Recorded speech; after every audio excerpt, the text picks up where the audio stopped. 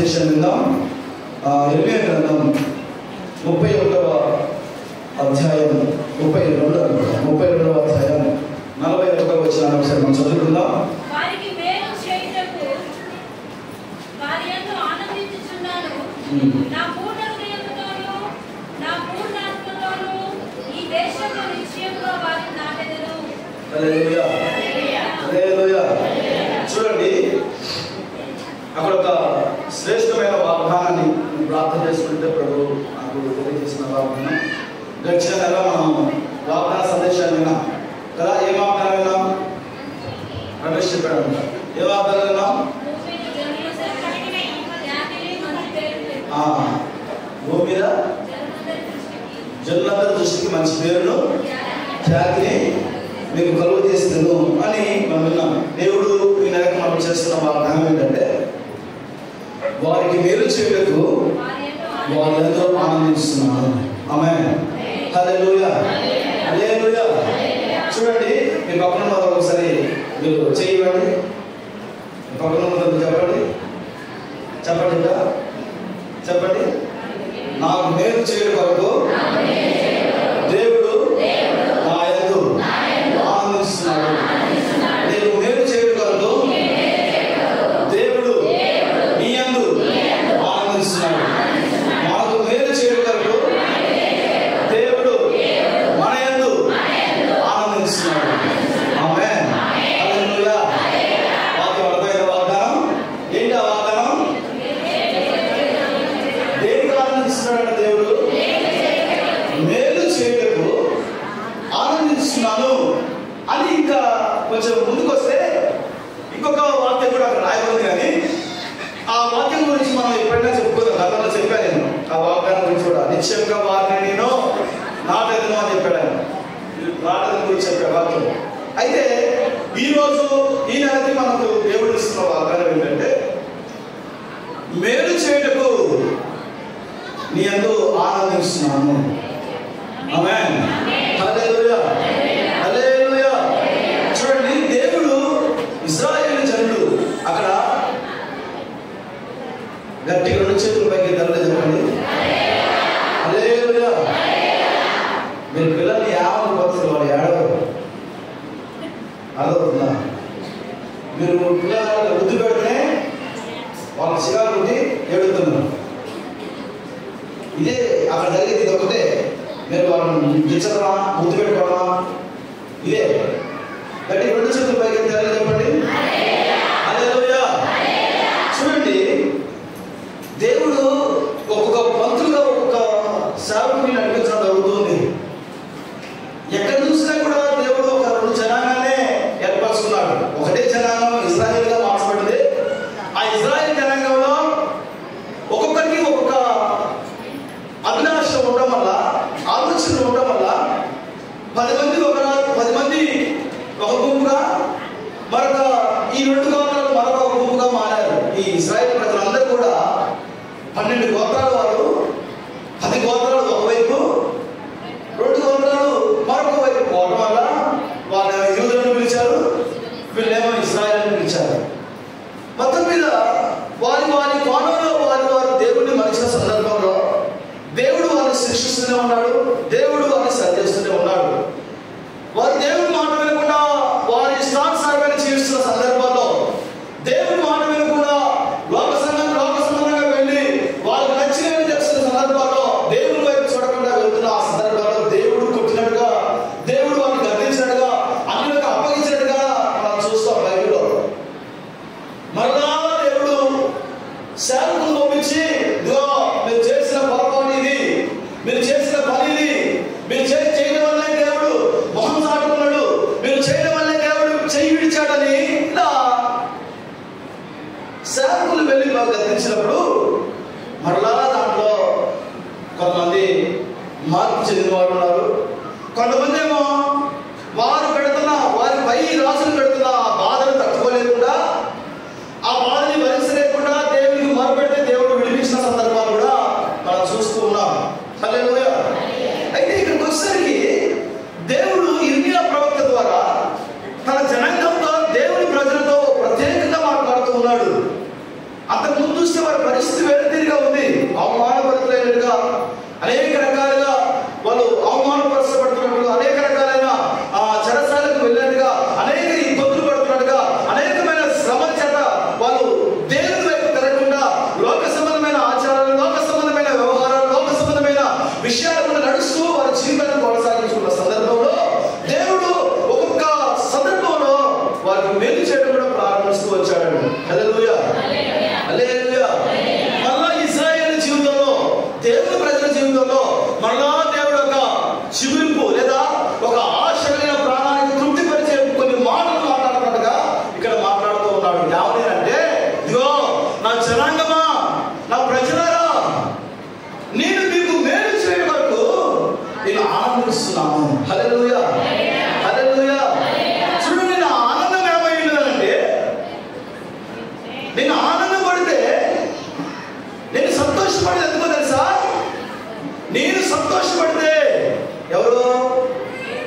దేవుడు ఆనందపడితే ఇశ్రాయేలు జనానికి మేలంట. ఆమేన్, హల్లెలూయా. దేవుడు ఆనందిస్తే దేవుని ప్రజలకు నెమ్మది, దేవుని ప్రజలకు ఆశీర్వాదం, దేవుని ప్రజలకు సమాధానం, దేవుని ప్రజలకు బానిసత్వం కట్టు తెగిపోతాయి. దేవుడు ఆనందిస్తే వారి వారి హృదయాల్లో ఉన్న ప్రతి విధమైన గందరగోళాలన్నీ తొలగిపోయి నెమ్మది కలుగుతుందండి. ఆమేన్, హల్లెలూయా. చూడండి, ఈ రోజు నా లోకం తీరు ఎలా ఉందంటే, నేను అనుకుంటున్నా అప్పటి ముందు వాళ్ళు దేవునికి ఆనందం కలిగించేలాగా బ్రతకలేదేమో, దేవునికి ఆనందం కలిగించేలాగా, దేవుని సంతోషపెట్టే విధంగా వారు జీవించలేకపోయి ఉన్నారేమో, దేవుని సంతోషపెట్టే విధంగా వారి మనల్ని కొనసాగలేదేమో. అందుకోసమనే దేవుడు తన ప్రవక్త ద్వారా మాట్లాడుతున్న మాట ఏంటో తెలుసా? ఇదిగో నిశ్చయంగా నేను ఆనందించబోతున్నాను. ఎందుకో తెలుసా? మేలు చేయడం వరకు. హల్లెలూయా, హల్లెలూయా. రకరకాలైన ఆనందాలు ఉంటాయి. మనుషులు ఆనందపడతారు, మనుషుల ఆనందాలు వేరు కదా. డబ్బును చూసి ఆనందపడేవాడు ఒకడు, ఆస్తులను చూసి ఆనందపడేవాడు మరొకడు, పిల్లలను చూసి సంతోషపడేవాడు మరొకడు. ఈ లోకంలో సౌభాగ్యాలను చూసి సంతోషపడి దీర్ఘకాలికమైన సమస్యలు తొలగిపోయినప్పుడు సంతోషపడేవారు మరికొంతమంది. అయితే దేవుడు మన పట్ల ఆనందపడుతున్నాడా లేదా? చాలా మంది నన్ను బట్టి వాళ్ళు ఏం చేయాలి? సంతోషపడాలని. నన్ను బట్టి ఏం చేయాలి? బైబిల్లో ఒక ఆమె సంతోషపెట్టడం కోసం ఏం చేశాడు? రాజు తల నరికి ఇచ్చాడు. హల్లెలూయా, హల్లెలూయా.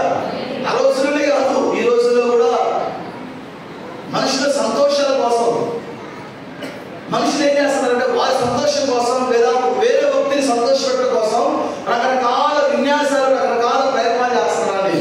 నేను వాటికి ఇస్తే వాడు సంతోషపడతాడు, నేను నా బిడ్డకి ఇస్తే ఆమె సంతోషపడుతుంది, నేను ఆయనకి ఇస్తే ఆయన సంతోషపడతాడు, నేను ఆయనకి వేరు చేస్తే ఆయన సంతోషపడతాడు, నేను ఆ వ్యక్తికి ఏదైనా చేస్తే ఆయన సంతోషపడతాడు, లేదా పలానా వ్యక్తికి నేను ఏదైనా నా ద్వారా సంతోషం కలిగిపడే ఏదైనా పని చేద్దాం, మన వ్యక్తి గిఫ్ట్ తీసుకుని పోతే సంతోషపడతాడు. వాళ్ళని ఈ లోకంలో ఉన్న మనుషులు ఏం చేస్తారంటే, అధికారులను సంతోషపెట్టడానికి చూస్తారు, మనుషులను సంతోషపెట్టడానికి చూస్తారు, భర్త భార్యని సంతోషపెట్టడానికి చూస్తుంది, భార్య భర్తను సంతోషపెట్టడానికి చూస్తాడు, పిల్లలు తల్లిదండ్రులు సంతోషపెట్టడానికి చూడవచ్చు, తల్లిదండ్రులు పిల్లల్ని సంతోషపెట్టడానికి చూడవచ్చు.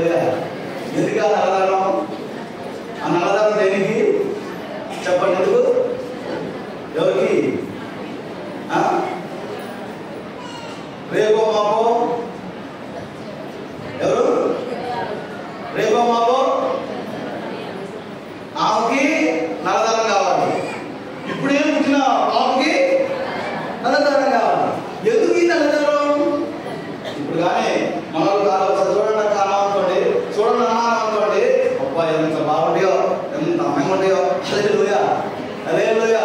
ఈ మధ్య ఇంకా స్టైల్ ఎక్కువైపోయిందండి మనోడికి. ఆ నల్లదారులో కూడా అయ్యగారు కనపడకుండా చేయాలని దాన్ని ఇంకొక కోణంలో పట్టికే దాన్ని అమరుస్తున్నాం. మొత్తం కింద పెట్టి పట్టెలు ఉంటుంది కదా, ఆ పట్టెలకే పెడతా ఉన్నాం.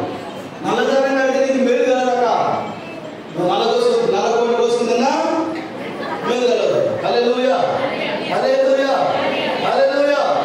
మేలు ఒక వ్యక్తి జీవితంలో జరగాలి. మేలు దేవుడు ఒక వ్యక్తి జీవితంలో నిశ్చయంగా ఆ వ్యక్తి జీవితంలో, ఆ వ్యక్తి బ్రతుకులో, వారి కుటుంబంలో, వారి సంఘంలో లేదా వారు కోరుకున్న ఏ మేలైతే ఉందో ఆ మేలు జరగాలని ఆశించే ప్రతి క్రైస్తవుడికి దేవుడు వాక్యం ఏమంటుంది సార్? నీకు మేలు కలగాలని కోరుకున్నావా? నిశ్చయంగా నీ యందు దేవుడు ఆనందించాల్సిందే. ఆమేన్, హల్లెలూయా. నువ్వు మేలు పొందాలని కోరుకుంటున్నావా? నువ్వేం చేయాలి? దేవుడు ఆనందింపజేయాలి. ఆమేన్, హల్లెలూయా, హల్లెలూయా. నువ్వు మేలు, అది ఏ మేలని కానీ ఏమంటే మన ఆనందం ఎదుటోడు పాడైపోతుంది కదా, అది అబ్బాయి ఎక్కడ ఆనందం కదా. నేను మైల పోగలేదు కానీ ఆ మాత్రం నిలబడతాయా?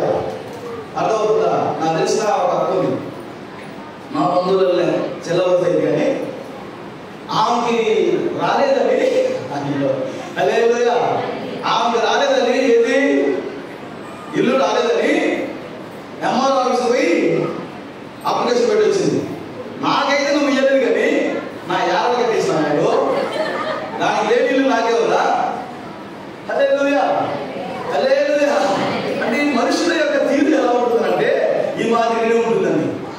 పై కనపడగానే లోపల మాత్రం భలే క్రోధం పెట్టుకుని తిరుగుతారండి.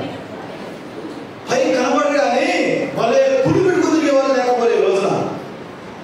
నిశ్చయంగా నువ్వు ఎన్ని రకాల ప్రయత్నాలను చేయొచ్చు.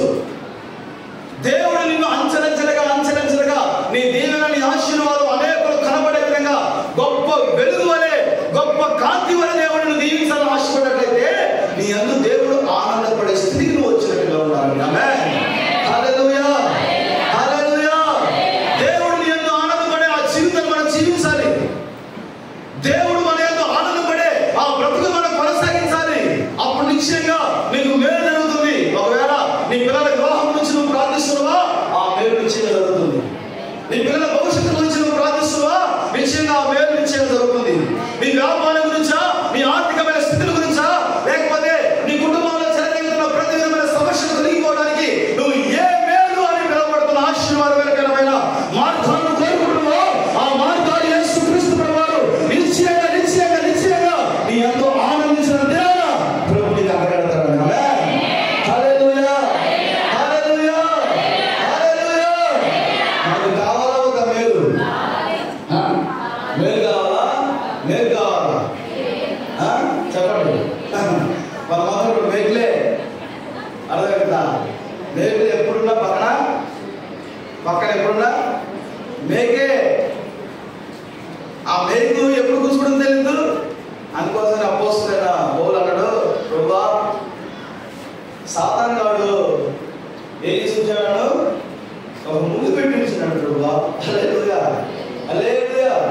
చూడండి, మేలు అనగా ఆశీర్వాదం, మేలు అనగా దేవునితో సుక్షేమం, మేలు అనగా సమృద్ధి అయిన జీవం, మేలు అనగా ప్రతి విధమైన కీడు నుంచి విడిపించబడే ఆ పరిస్థితులు. హల్లెలూయా, హల్లెలూయా.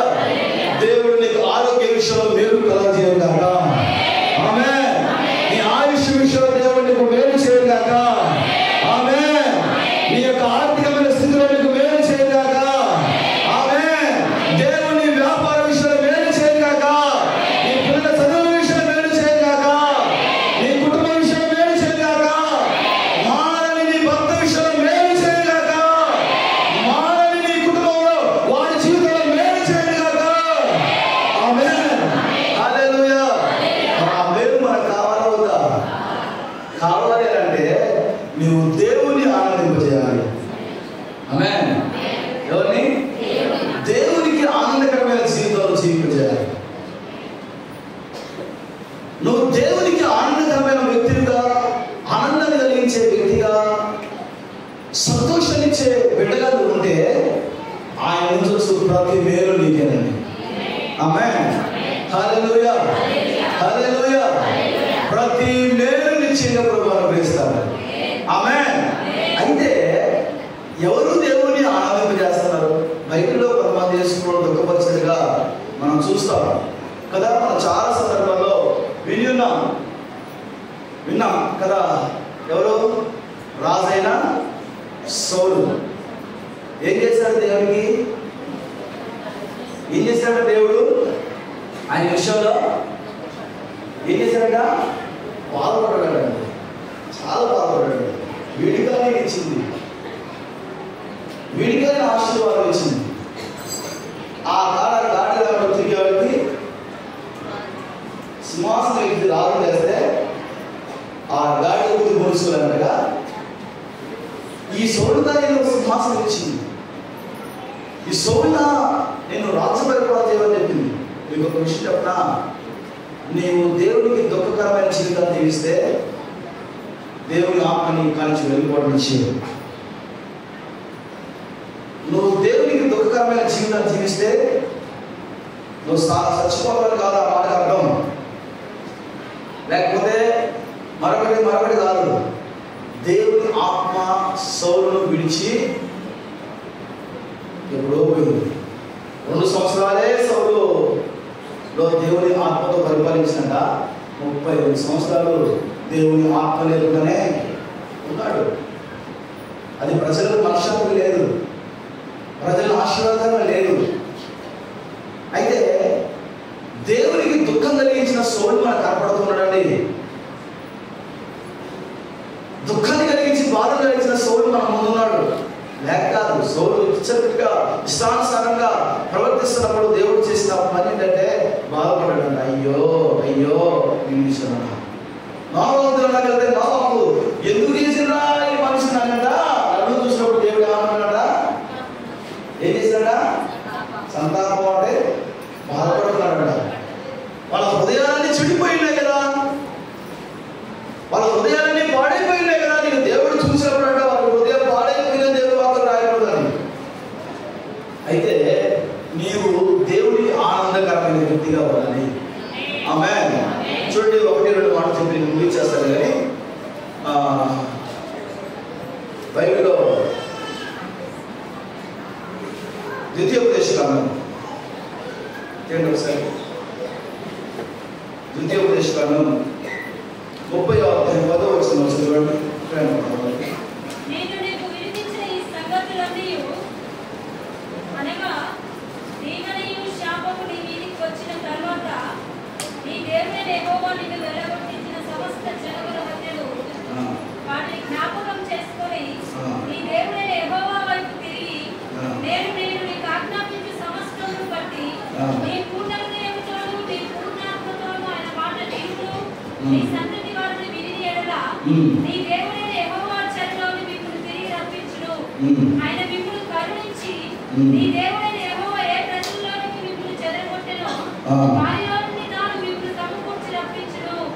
మీలో ఎవరైనా ఆకాశ దిగంతములకు వెళ్ళగొట్టబడినను అక్కడ నుండి నీ దేవుడైన యెహోవా మిమ్మును సమకూర్చి అక్కడ నుండి రప్పించును.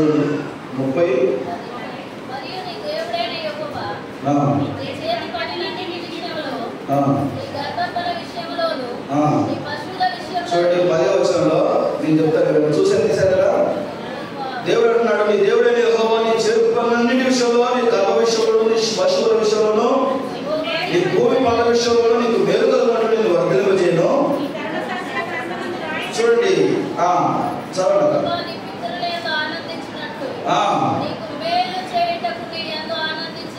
హల్లెలూయా. చూడండి, అక్కడ ఏమంటున్నాడంటే దేవుడు, మీకు అర్థమేంటి చెప్తాను. అక్కడ ఏమంటున్నాడంటే, ఇదిగో ద్వితీయోపదేశకాండం, ద్వితీయ అంటే 2వ కదా, 2 ఉపదేశం అంటే మరలా దేవుడు చెప్పిన విషయాలే మళ్ళీ 2వసారి ఉపదేశం చేస్తాడు. ముఖ్యమైన విషయాల గురించి చెప్తా ఉన్నాడు. ఆ ముఖ్యమైన విషయాల్లో మరొక విషయం ఏంటంటే, నీ దేవుడిని యెహోవా నీ పితరుల యందు ఆనందించినట్లుగా నీకు మేలు చేయటకు నీ యందు ఆనందించబోతున్నాడు. అయితే ఎప్పుడో తెలుసా ఆ విషయం? ఇప్పుడు చదువుకున్న మాట, ఈ ధర్మశాస్త్ర గ్రంథమందు వ్రాయబడిన ఆయన ఆజ్ఞలను ఆయన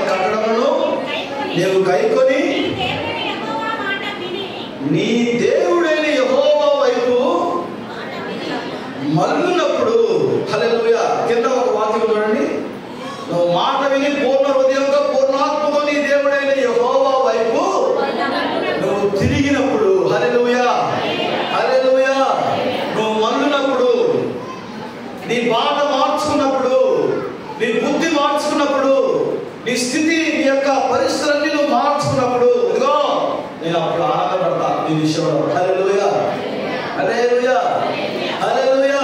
నేను నీ యందు ఆనందపడాలని ఆశపడుతున్నా కదా. నేను ఆనందపడేది ఎందుకు అంటే నీకు మేలు చేయడం కోసం. ఏ మేలు కావాలని దేవుని సన్నిధిలో ప్రార్థిస్తున్నావో, ఏ మేలు కావాలని దేవుని సన్నిధిలో గోదాడుతున్నావో, ఏ విషయం వరకు నువ్వు పలుమార్లు దేవుని సన్నిధిలో కన్నీళ్లు కారుస్తున్నావో, నిశ్చయంగా మనుషుడెవడు నీకు ఇవ్వలేని మేలు, మనుషుడెవడు దీవించలేని ఆ పరిస్థితులు యేసుక్రీస్తు ప్రభువు నిశ్చయంగా ఆయన నీకు అనుగ్రహిస్తారు. అది ఎప్పుడు అంటే నీ యందు ఆనందపడ్డప్పుడు. ఇదిగో నేను నీ యందు ఆనందించాలి అంటే నీ పితరులు వెళ్ళిన మార్గాలు కాకుండా నువ్వు ఆ మార్గాల నుంచి ఏం చేస్తావు? నువ్వు తప్పిపోయి ఉన్నావు. నువ్వు మరలా నా వైపు తిరిగితే, హల్లెలూయా హల్లెలూయా, నువ్వు మరలా నా వైపు మళ్ళితే, తిరగడం అంటే ఇది తిరగడమా? ఈ కాదు, దీన్ని ఏమంటారు? దీన్ని ఏమంటారట? ఇట్లే కాదు, ఇది తిరగడం అంటే ఇట్లా ఈ మన బాడీలో తిప్పడం కాదు, దేవుడికి వెళ్ళి మన చూపు అటువైపు చూపించడం కాదు.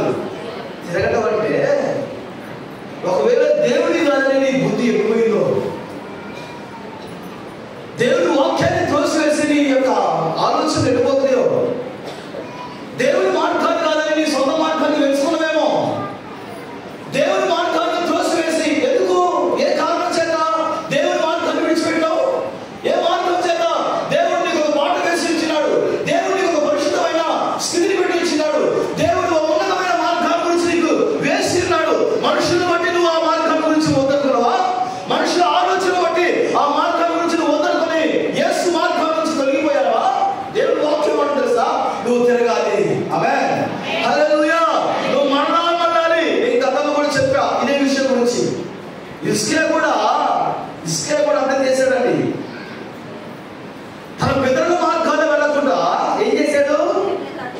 మరలా బయలుదేవతలు ఆరాధించే స్థితికి వెళ్ళిపోయేసరికి దేవుడు ఒక్క దెబ్బ కొట్టాడో లేదో వెంటనే మరలా తిరిగాడండి. హల్లెలూయా హల్లెలూయా.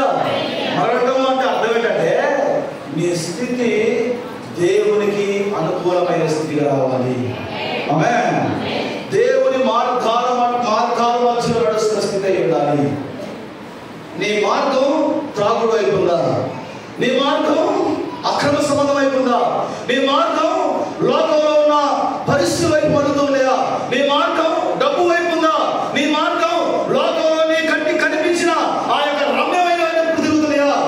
దేవుని వైపు నువ్వు చూసే వ్యక్తి అయితే, దేవుని మార్గాన్ని ఎంచుకునే వ్యక్తి అయితే, ఇందాక మనం పాట పాడుకున్నాం, ఆయన జీవ మార్గం అంట. ఏదంట?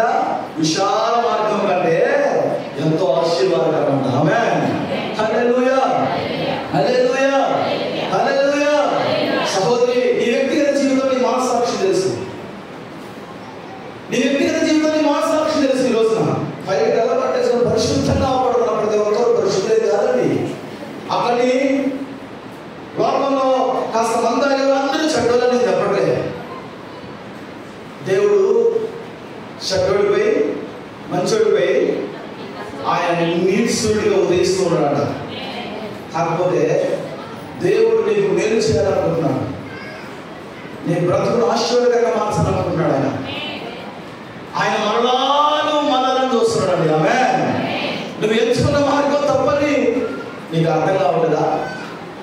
దేవుడు నువ్వు ఉన్న స్థితిలో నుంచి, దేవుడు ఎక్కడో దిగజారిపోయిన స్థితి నుంచి దేవుడు నేను ఏం చేశాడు? ఓ ఉన్నతమైన స్థితికి తీసుకుని వచ్చాడు. ఎక్కడో ఎప్పుడో చచ్చిపోవాల్సిన నీవు దేవుడు నీకు ఆరోగ్యం ఇచ్చి మరలా తన శక్తి కలిగి నిలబెట్టాడే. ఒక రోజున అందరిని అవమానపరుస్తున్నారు, అందరి దగ్గరికి వెళ్ళి నువ్వు చేయాలి అడిగే స్థితి నుంచి దేవుడు ఈ రోజున ఒకరికి పెట్టే స్థితిలో దేవుడు నిన్ను ఉంచాడు కదా. ఆ స్థితి నువ్వు మరిచి ఆ స్థితిలో ఉన్నప్పుడు నువ్వు ఎలా ఉన్నావు తెలుసా? దేవుడు నిత్యము ఆరాధించావు, దేవుడు నిత్యము స్తుతించావు, దేవుడు నిత్యము ప్రార్థించావు. కానీ ఈ రోజు నీ స్థితి ఎలా ఉంది తెలుసా? అవసరమైతే ఆరాధన, అవసరమైతే ప్రార్థన, మందిరం ఇదా? నా సహోదరి సహోదరుడా, దేవుడు నిన్ను ప్రేమిస్తున్నాడు. దేవుడు నిన్ను ప్రేమిస్తున్నాడు. దేవుడు నిన్ను ప్రేమిస్తున్నాడు. ఆమేన్. హల్లెలూయా. ఆయన ఎవరిని తృణీకరించేవాడు కాదు. ఆయన ఎవరిని ద్వేషించే దేవుడు కాదు. ఆయన మరణాన్ని ఎంతో ఆనందపడాలనుకుంటున్నాడు. కాకపోతే నీ మార్గం మాత్రమే సరి చేసుకో. నువ్వు ఆయన వైపు తిరుగు. గాలవపడింది ఒక ఆయనకి మరొకటి పడింది, మరొక ఆయనకి మరొకటి పడింది. ఇవన్నీ దైవ సంబంధమైనవి కావండి. పేతురు ఎందుకు ఆ నీటి మీద అంత అంత అర్థం మీద నడిచినట్టుగా అంత పర్ఫెక్ట్ గా నడిచావు కదా, అట్లా సడన్ గా మునిగిపోయావేంటి? నువ్వు మునిగిపోవడానికి కారణం ఏంటంటే గాలి వైపు చూశాడండి. ఎటువైపు? హల్లెలూయా, హల్లెలూయా. ఒక్కసారి ఆలోచించండి. నా మాటలను వారు క్షమించండి. కానీ ఈరోజు దేవుడు ఈ మాటలో ఒక లోతైన మాట మనం చెప్పుకోవాలంటే ఒకటే ఒక అర్థం పర్యావరణం ఏంటంటే మరలా మన జీవితాన్ని మార్చుకోవడమే. ఆమేన్, హల్లెలూయా. ఇప్పటి వరకు నీ జీవితంలో ఏం జరిగిందో మనుషుల చేత నిన్ను మోసపరుచుకొని మనుషుల ఆలోచన చేత ముందుకు నడుచున్నావేమో, లేదా ఈ లోక సంబంధమైన మార్గాలను, ఈ లోకంలో ఉన్న సౌభాగ్యాలను, సౌకర్యాలను రమ్యంగా అవ్వ కనపడ్డట్టుగా నీకు కనపడలేమో. వారి గురించి నువ్వు యేసు మార్గాన్ని విడిచి దేవుని వైపు కాకుండా నీ చూపు అడ్డుపడలేమో. అయితే ప్రభు నీకు సహాయం చేస్తాడు. నువ్వు మరలా ఏం చేయాలంట? దేవుని వైపు అవుతే దేవుడు నిశ్చయంగా అంత ఆనందపడతాడు. ఆమేన్. మరలా నువ్వు నీ జీవితాన్ని అప్పుడెప్పుడో ఏమి లేనప్పుడు నువ్వు యేసుని ఆరాధించావరా, ఆ ఆరాధన మరలా నీ జీవితంలో రావాలి. ఆమేన్. అంటే అన్ని ఉండాలండి. హల్లెలూయా. నేను అన్ని పోవాలని చెప్పట్లే, మళ్ళీ అట్లా చెప్పట్లే. నువ్వు ఇంకా ఎదగాలి, ఇంకా దేవుడిని ఆశీర్వదించాలి, ఇంకా వేలు పరిపూర్ణంగా స్థిరపరచాలి దేవుడు నిశ్చయంగా. కాకపోతే రేపు జరుగుతుంది తెలుసా? నేను దేవుడి వైపు మళ్ళినప్పుడు, దేవుడి వైపు నువ్వు దేవుడి తట్టు తిరిగినప్పుడు నిశ్చయంగా నిశ్చయంగా నీకు మేలు చేస్తాడు యేసయ్య. ఆమేన్, హల్లెలూయా, హల్లెలూయా, హల్లెలూయా, హల్లెలూయా. నీ మనసులో ఉన్నదేదో దేవుడికి చెప్పు. ప్రభువా, నాకు ఈ బలహీనత ఒకటే ఉంది, ఈ బలహీనత దగ్గర నేను తప్పిపోతున్నా, ఇదిగో ఈ అమరేశ్వర దగ్గర నేను తప్పిపోతున్నా, లేకపోతే ఈ తోలు తాగి ఈ ప్యాకెట్ దగ్గర నేను తప్పిపోతున్నా, ఈ మందు తాగే దగ్గర నేను తప్పిపోతున్నా, ఈ సిగరెట్ తాగే దగ్గర నేను తప్పిపోతున్నా, ఈ చెడ్డ మాటలు పలికే దగ్గర తప్పిపోతున్నా, ఆయనకి ఇంటికి చిచ్చుపెట్టే దగ్గరే నేను తప్పిపోతున్నా. అంత బాగానే ఉంది ప్రభు. హల్లెలూయా. ఇగో అక్కడి నుంచి నువ్వు ఏం చేయాలి సార్? నువ్వు మాట్లాడాలి. ఆమేన్. నీ చూపు మాట్లాడాలి, నీ మాట మారాలి, నీ మార్గం నుంచి నువ్వు దేవుడి మార్గం వైపు రావాలి. ఆయన వైపు చూస్తూ నువ్వు ముందుకు వెళ్ళాలని డిసైడ్ అయితే దేవుడు ఈ రోజు నీకు సహాయం చేయను గాక. ఆమేన్, హల్లెలూయా, హల్లెలూయా, హల్లెలూయా. ఎవరైనా కానీ నువ్వు దేవుడి మీద నువ్వు ఇంత తప్పు చేసావా, నువ్వు దేవుడి మీద అన్నటువంటి ఖచ్చితంగా ఆడికి అంతకంటే కొత్త లోపే ఉండదు. నీకు ఖచ్చితంగా చెప్పగలరు ఆ విషయాన్ని. ఎవరిని ఎవరు తక్కువ చేసి చూసే రోజులు కాదు ఇవి. నీకున్న బలహీనత యేసు మాత్రమే చెప్పు. ఆమేన్. దేవుడే నీకు సహాయం చేయాలి. ఆమేన్. ఇంకొక మాట చెప్తాను మనం చూడండి బైబిల్లో నుంచి కీర్తన గ్రంథం తర్వాత ముగించేస్తాను. 147 కీర్తన 11 వచ్చింది చూడండి ఒకసారి. ఖచ్చితంగా మనమే తన యందు భయభక్తి కలవారి యందు తన కృప కొరకు కనిపెట్టు వారి యందు యెహోవా ఆనందించువాడై ఉన్నాడు. హల్లెలూయా. ఒకటి ఎవరి యందు దేవుడు ఆనందిస్తాడంట? ఎవరి యందు? ఆయన వైపు తిరిగే వాళ్ళ యందు ఆయన ఆనందపడితే. మరొక మాట భక్తుడైన కీర్తనకారుడు ఏమంటాడు తెలుసా? తన యందు భయభక్తులు గల వారి యందట ఆయన ఆనందపడతాడు. హల్లెలూయా, హల్లెలూయా. తన యందు భయభక్తుల కొరకు ఇంకా తన కృప కొరకు కనిపెట్టుకుని వారి యందట నిశ్చయంగా దేవుడు వారి విషయంలో ఆనందపడతాడు. హల్లెలూయా. నీ యందు దేవుడు ఆనందపడాలి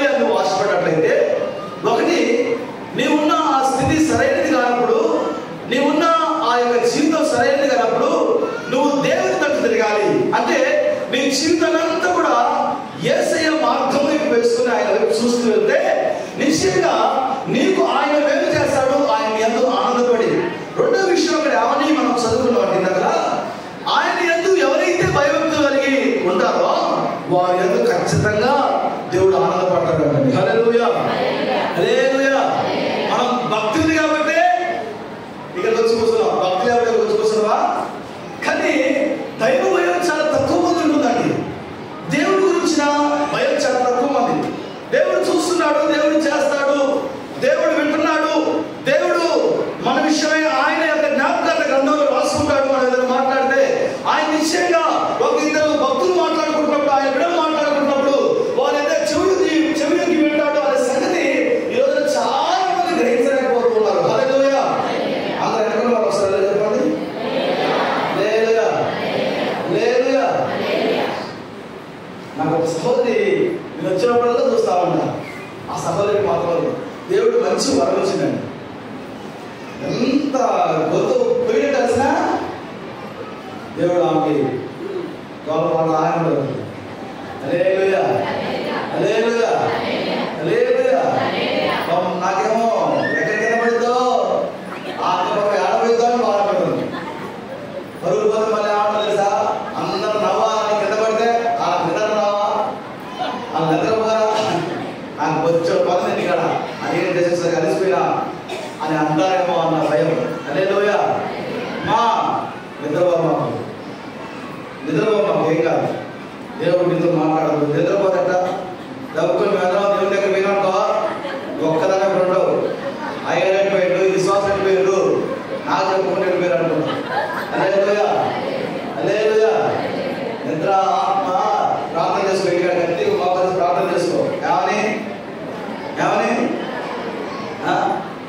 చర్చలే కాదు, ఇంట్లో కూడా ప్రార్థన చేసుకో. అర్థమవుతుందా? అప్పుడైతే కాస్త చర్చలు నాకిందేమో. దేవుని స్తోత్రం కలుగుతుంది. హల్లెలూయా, హల్లెలూయా. సేవకుడు లేదా, ఉపవాసకుడు లేదా, ప్రార్థన లేదా, ఏడు ఉండేది, సంతోషం ఉండేది. నయం అప్పుడప్పుడు కొంతమంది హల్లెలూయా, హల్లెలూయా. గట్టిగా రెండు చేతులు పైకి పైకెత్తండి, చెప్పండి హల్లెలూయా. స్వాగతం చెప్పండి హల్లెలూయా, చెప్పండి హల్లెలూయా. ఆ సమయాన్ని ఖచ్చితంగా విడిచిపెట్టదు. ఇంకేం కాదు, మీకు అన్నడానికి నేను ఖచ్చితంగా విడిచిపెడతాను. దేవుని స్తోత్రం కలుగుతున్నాను. చూడండి, ఆయన మన యందు ఆనందపడేది ఎప్పుడు అంటే నువ్వు దేవుని యందు భయభక్తి కలిగినప్పుడు, దైవ భయం మన జీవితంలో ఉన్నప్పుడు దేవుడు నిశ్చయంగా ఆయన ఖచ్చితంగా నిన్ను యందు ఆనందిస్తూ ఉంటాడు. మనుషులు దైవ భయం అంటే ఏమనుకుంటారంటే మనుషుల కంటే దేవుడి కంటే ఈ రోజున మనుషులకు భయపడేవారు ఎక్కువైపోయారండి. అవునంటారా కాదంటారా? ఈ లోకంలో చాలా మంది ఈ లోకంలో ఎట్లా ఉంటారంటే పలానా వ్యక్తి ఒక అధికారికి భయపడేవాడు ఉన్నాడు, తన పై అధికారికి భయపడేవారు ఉంటారు, యజమానికి భయపడేవారు ఉన్నారు, ఇంకా భర్తకు భయపడేవారు ఉన్నారు. అది కూడా మీరు నోట్ అనుకుంటారు. హల్లెలూయా. భార్యకి భయపడేవారు కూడా ఉన్నారండి. హల్లెలూయా, హల్లెలూయా. నేను ఇంతవరకు చూసి వాళ్ళంటావు, నేను మళ్ళీ చెప్తున్నా, ఇంతవరకు నేను చూసి వాళ్ళంట. ఖచ్చితంగా అన్న ఏది మరి నిర్ణయం ఓకేనా, కరెక్టేనా, మరి ఆ ప్రార్థన ఓకేనా అంటే ఒక్కసారి ఇంకా అడిగి చెప్తానంట. హల్లెలూయా. ఆమె నా లేదా అని మాట్లాడి ఇంటికి ఒక్క నిమిషం మరి చెప్తాము. అంటే అట్లా ఉండాలండి, భయం కాదు, ప్రేమ. అది ప్రేమతో కొడుకుదైతే చాలా సంతోషం, భయంతో కొడుకుదైతే చాలా డేంజర్. హల్లెలూయా, హల్లెలూయా. చూడండి, భయపడే వాళ్ళు ఉన్నారు ఈ రోజున. భర్త అంటే భయపడే వాళ్ళు ఉన్నారు, భార్య అంటే భయపడే వాళ్ళు ఉన్నారు. లేరని కాదు, నేను వెళ్ళే గ్రామాలు అయితే భర్తను కొట్టే ఆమె కూడా ఉందండి. నిజం. కింద తీసుకోవడం గడప కరువు పని పోయిందట. అర్థమవుతుందా? కరువు పని పోతే అందరి ముందు వచ్చింది కానీ ఇంటికాడండి, అందరి ముందు వచ్చింది వెనకేం చేస్తున్నావు, అందరి ముందు వెనకేమో చేస్తాను అంటున్నాడ. ఓపిక పట్టింది. చేతులు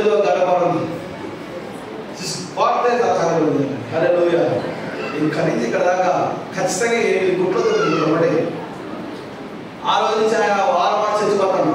ఆ తప్పు ఇక్కడ పట్టి గుడి చేసుకుంటూ ఆ గుడి కాస్త అయిపోయింది. నువ్వు అడిగా ఏంటన్నా 50 అంటే చెప్పట్లే, 50 అంటే చెప్పట్లే. కింద పడితే ఇక్కడ పడలేదు ఖచ్చితంగా ఆడది పుట్టినట్టుగా అదే చెప్పడానికి కింద పడ్డాడు. ఎలా పడి కింద అంత పెద్ద ఎక్కడ పోతుందో వింటున్నావుగా పని పెట్టుకుంటారు అంటే చిన్న గొడవ అయిందండి. ఏం గొడవ అంటే అన్నదమ్ములు కనపడుతున్నా బాధపడుతున్నారు నిజంగా. ఆ తర్వాత వాళ్ళు బాగా చెప్తుందయ్యా నేనే ఆ గడ్డ పడుతున్నాయా ఇంకా నయ్యా అది చచ్చిపోతే పరిస్థితి అదే నేను చచ్చిపోతే పరిస్థితి ఏమో నా క్షణానికి చచ్చిపోయిన బాధలు అనిపిస్తుంది. కానీ ఆ రోజు నుంచి బాగా ఒక మాట అంటాడా 10 నిమిషాలు కాదు కదా, ఒక రోజు లోపల రాపోయినా ఒక్క మాట అంత సాధించింది తల్లి.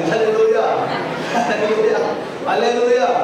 ఈ రోజు చాలా మంది అనుకుంటూ ఉంటారు బైబిల్లో ఉంది దేవుడి బిడ్డ నీ భర్తకు వేరు కావాలదా నేను మాట చెప్తున్నా అవుతున్నాను కానీ అది దేవుడు వాక్య విరుద్ధం అన్న సంగతి అంటే నగరంలో చెప్పండి దాకా మీరు ఈ బాధపడడం హల్లెలూయా. నేను నగరం చెప్పడదు కానీ నవ్వు వచ్చింది కదా, అది దేవుడికి విరుద్ధమైన మాట. బైబిల్ ఏమన్నా తెలుసా, నీ భర్తకు కూడా ఉండాలి. అతడు ఎలా ఉన్నా, ఏ విధంగా ఉన్నా, ఎటువంటి స్థితిలో ఉన్నా, ఎటువంటి పరిస్థితిలో ఉన్నా, నీవు నీ భర్తకు లోబడే ఆ యొక్క గుణం నీకు లేకపోతే నువ్వు ఏం చెప్తావు? నీ భర్త మారు నీ పరిశుద్ధమైన నడతను బట్టే వాడు మాత్రమే దేవుడు మాత్రమే రాయబడింది. అవునా కదా? పేరు రాసిన పత్రికలో ఏమనుంది? అమ్మా నీ భర్త తీసుకొచ్చి పుంజి చర్చలో వచ్చి అవసరం లేదు, నీ పరిశుద్ధమైన నడతను బట్టి వాక్యం లేకుండానే అల్లుడే నీ భర్తను రాబట్టి వచ్చిన దేవుడు వాక్యం రాయబడింది.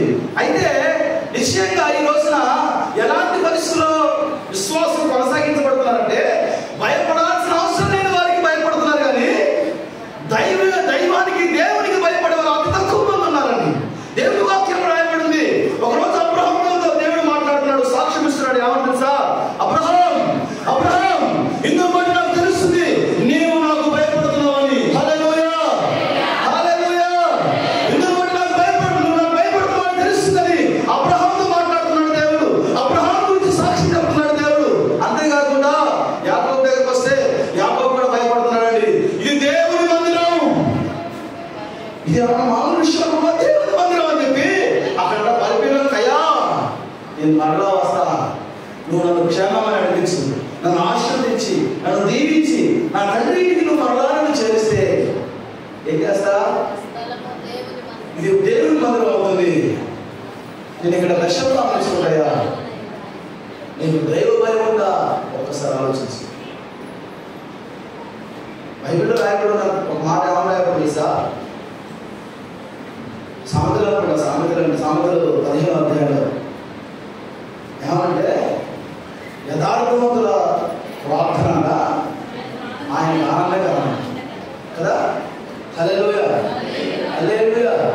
యథార్థవంతుల ప్రార్థన ఆయన ఆనందకరం అంట. దేవుని సన్నిధిలో భయముతో కూడిన ప్రార్థన, దేవుని సన్నిధిలో భయంతో కూడిన జీవితాలు, దేవుని సన్నిధిలో భయంతో కూడిన అర్పణ ఖచ్చితంగా దేవుడికి ఇష్టమైంది. ఆమేన్ హల్లెలూయా హల్లెలూయా. చూడండి దేవుని భయాన్ని కలిగి ఉంటారు. ఉన్న స్థానం ఏంటని చెప్పి వెంటనే చెప్పు విడిచాడంట ఆయన. ఎవరు మోషే కదా. ఏం చేశాడు? నువ్వు ఉన్న స్థలం పరిశుద్ధమైన చెప్పు విడుచుకోవచ్చు, ఫస్ట్ చెప్పు విడుచు అని దేవుడు చెప్పినప్పుడు వెంటనే చెప్పు విడుచుకున్నాడు. పరిశుద్ధమైన స్థానికే అంత ప్రాముఖ్యత ఇచ్చిన దేవుడు నీ హృదయంలో యేసుక్రీస్తు ప్రభువారు నివాసమై కొలువై ఉన్నాడంట. దేవుడు మాటలు రాయబడింది. నీ హృదయంలో ఉన్నప్పుడు నువ్వు ఇంకెంత పరిశుద్ధంగా భయంతో వణుకుతో భక్తి చేయాలి చెప్పండి. భయంతో వణుకుతో కూడిన భక్తిని చేస్తానంట అపోస్తులుగా. దైవ భయం ఉందా? దేవుడి భయం ఉందా?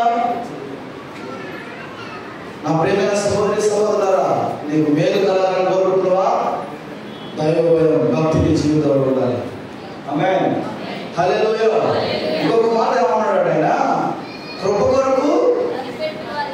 హల్లెలూయా. నేను ఎక్కువ ఇచ్చేస్తానండి.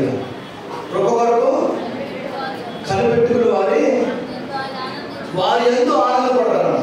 ఒకటేమో ఆయన వైపు తిరిగిన వారు, రెండోదేమో ఆయన ఎందు భయభక్తులు గల వారు, మూడోదేమో ఏ ప్రకారంగా ఈ కృప కొరకు కనిపెట్టే వాళ్ళని కూడా కృప కొరకు కూడా ఎదుటి గురించి లేదా ఎదుటి విషయాల గురించి కనిపెట్టే వాళ్ళు ఎక్కువ అన్నారు కదా.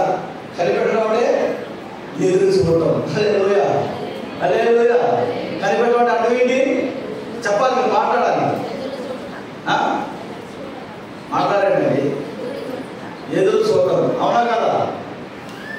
దేవుని కొరకు కనిపెట్టమని దేవుని వాక్యం రాయబడి ఉంది. కానీ మనం దేవుని కొరకు కనిపెడతారంటే ఎవరిని ఎప్పుడు అనాలా, ఎక్కడ సంతృప్తిందా, ఎప్పుడు తిడదామా, ఎప్పుడు మాట్లాడదామా వాళ్ళ గురించి, వాళ్ళ మీద ఆ నింద ఎప్పుడు వేయాలా, నాకు అవకాశం వస్తే పోవడరా. ఎందుకు అవకాశం? ఎందుకు? కొంచెం చేయి సరిపోయింది లేకపోతున్నా హల్లెలూయా అనేవాళ్ళు లేరా? ఆ మధ్యన ఒక గోదావరి ఆయన అంటున్నాడు, ఎప్పటికైనా సరే నీ పెళ్ళి నా చేతులు కదా, దాని వరకు నేను ఎదురు చూస్తూ ఉంటాను. నువ్వు ఎదురు చూడాల్సింది క్రైస్తవుడు దేని వరకు? ఎదుటోడి నాశనం కనుక, ఎదుటోడు కృంగిపోవడానిక, ఎదుటోడు పాడైపోవడానిక నువ్వు ఎదురు చూసేది. నీ ఎదురు చూపు దేని వరకు ఉండాలి? ఏమండి? నీకంటే నీ కళ్ళ ముందు పెరిగిన వాడు, నీ కళ్ళ ముందు ఎదుగుతావాడు, నీ కళ్ళ మీద ఉన్నతమైన స్థితిలో ఉంటుంటే, నీ కళ్ళు మార్చుకునే స్థితిలో ఉన్నాయంటే నువ్వు దేవుడు బిడ్డవా? నువ్వు క్రైస్తవుడివా? పెరిగే క్రైస్తవుడు. నువ్వు కనిపెట్టవలసింది ఆయన బాగా ఎదిగింది కదా, ఆమె బాగా ఉన్నతమైన స్థితిలో ఉంది కదా, వాళ్ళకేంది బాగా అన్నింటిలో కలిసిపోయాడు. అంత దౌర్భాగ్యమైనా సరే, అంత పాపిస్తాడైనా సరే, ఆడికి కలిసి వస్తుంది బాగా, మాకెందుకు ఇలా అవుతుంది అని చెప్పి ఎప్పుడు వాటి గురించే కాదు నువ్వు అనాల్సింది. నువ్వు దేని కొరకు కనిపెట్టాలంటే కృప కొరకు కనిపెట్టుకోవాలండి. హల్లెలూయా. దేవుని కృప కొరకు కనిపెట్టుకోవాలి, దేవుని కొరకు కనిపెట్టుకోవాలి. బైబిల్లో రాయబడిన నిశ్చయం కదా ఏమని? ఆయన కొరకు ఎదురు చూసుకోవాలంట. నూతన బలం పొందుకుంటారు వారు పక్షిరాజు వలె రెక్కలు చాపి పైకి ఎగురుతారంట. ఆమేన్. హల్లెలూయా. హల్లెలూయా. చూడండి బైబిల్లో జెఫన్యా అక్కడ 3వ అధ్యాయం 17వ వచనంలో ఏమని రాయబడిందంటే, అక్కడ ఏమని రాయబడిందంటే, ఇశ్రాయేలు జనులందరూ కూడా దేవుణ్ణి విడిచిన తర్వాత దేవుడు వారిని బట్టి మళ్ళా ఒక వాగ్దాన సందేశం కూడా ఇస్తారు. ఏమనంటే, నేను మీ మధ్య ఉంటా, మిమ్మల్ని ఆశీర్వదిస్తా, మీ అవమానం కొట్టివేసి మీ యందు నేను సంతోషిస్తా అని చెప్పి ఆయన పైన ఏమంటాడు తెలుసా? ఇదంతా ఎవరికో తెలుసా? ఆయన కొరకు కనిపెట్టుకున్న వారి కొరకు. నా కొరకు కనిపెట్టండి అని చెప్తున్నాడు. నా కొరకు కనిపెట్టండి. హల్లెలూయా. జెఫన్యా గ్రంథం మొత్తం కూడా 1000 ఏళ్ల పరిపాలన గురించే. అది ఒక ప్రవచన గ్రంథం. జెఫన్యా రాసిన మొత్తం కూడా యేసు ప్రభు రాకడ తర్వాత జరిగే 1000 ఏళ్ల పరిపాలన గురించి చెప్తున్న మాట్లాడగో, నేను భూమి నాశనం చేయబోతున్నా, నేను ఆకాశం నాశనం చేయబోతున్నా, క్రొత్త ఆకాశం క్రొత్త భూమిని ఇవ్వబోతున్నా. నా కొరకైతే ఎవరైతే కనిపెట్టుకుని ఉంటారో వారందరూ సంతోషించండి. అసలు తెలుసా? నూతన ఆకాశం నూతన భూమిని ఇవ్వబోతున్నానని అదంతా కూడా 1000 ఏళ్ల పరిపాలన గురించి అక్కడ ప్రవచన గ్రంథం అని. హల్లెలూయా. హల్లెలూయా. చూడండి నేను ఎందుకు ఈ విషయం చెప్తున్నా, దేవుడిని ఎందుకు సంతోషపడాలంటే కనిపెట్టే గుణం నీకు ఉండాలండి. నువ్వు కనిపెట్టాల్సింది లోక సంబంధమైనవి, శరీర సంబంధమైనవి వీటి గురించి కాదు, కానీ నువ్వు దేవుని కొరకు, దేవుని కృప కొరకు, దేవుని పని కొరకు, దేవుని యొక్క ఆ యొక్క అమూల్యమైన రాకడ కొరకు, ఆయన పరిస్థితుల వైపు, దేవుని మందిరం కొరకు నువ్వు కనిపెట్టే వ్యక్తివై ఉంటే నిశ్చయంగా నీ యందు దేవుడు ఆనందపడే ఆ క్షణాలు మరి ఎప్పుడో ఉండవు, ఇప్పుడే ఉంటాయి. ఆమేన్. హల్లెలూయా.